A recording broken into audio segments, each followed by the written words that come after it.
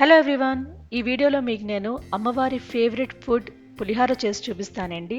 అది కూడా temple స్టైల్లోనే. So మన వీడియోలోకి వెళ్ళిపోదామా? Let's start.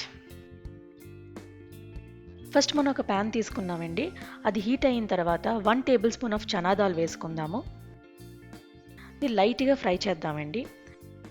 తర్వాత మనం 1 టేబుల్ స్పూన్ ఆఫ్ ఉరగ్ దాల్ వేసుకుందామండి.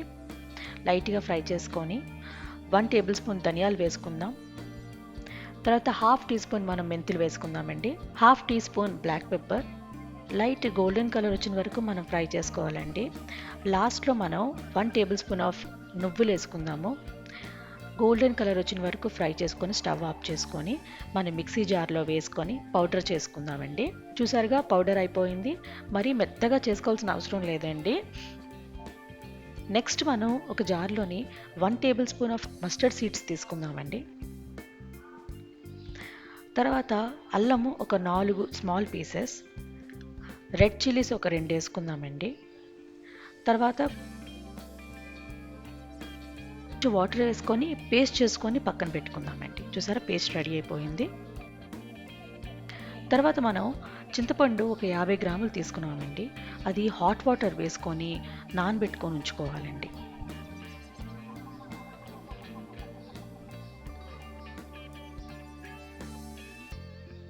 తర్వాత రైస్ నేను 1 కప్ ఆఫ్ రైస్కి 2 కప్స్ ఆఫ్ వాటర్ వేసి దాంట్లో కొంచెం ఆయిల్ వేసుకొని కుక్కర్ చేసుకున్నానండి. 3 విజిల్స్ పెట్టుకున్నాను.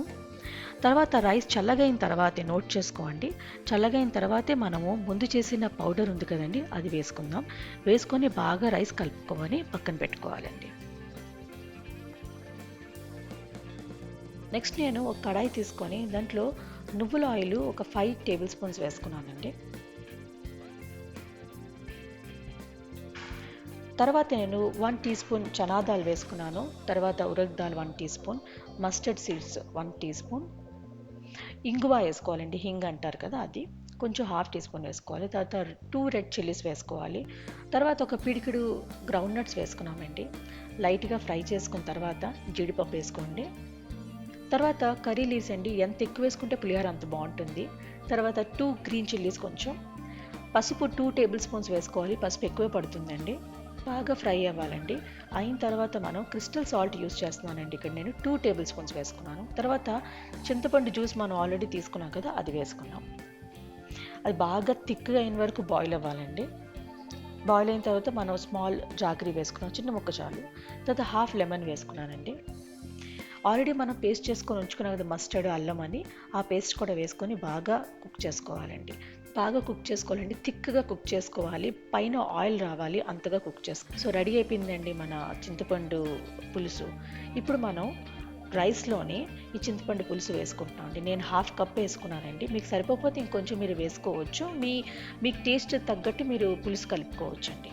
పులిహోర రెడీ అయిపోయిందండి. 1 అవర్ పక్కన పెట్టుకోవాలి. సో మిగిలిపోయిన చింతపండు పులుసు ఉంది కదండి, అది వేస్ట్ టైం అయిపోదు. మీరు గాజు జార్లో వేసుకొని మూత పెట్టుకొని అది మనం ఫ్రిడ్జ్లో పెట్టుకున్నాం అనుకోండి, 1 వీక్ వరకు యూస్ చేసుకోవచ్చండి. నేనైతే అలాగే యూస్ చేస్తాను. సో రెడీ అయిపోయిందండి మన పులిహోర టెంపుల్ స్టైల్లోనే. చాలా టేస్టీగా ఉంటుంది. మీకు నచ్చితే please like, share and subscribe. Thank you so much. మనం నెక్స్ట్ వీడియోలో కలుద్దాం.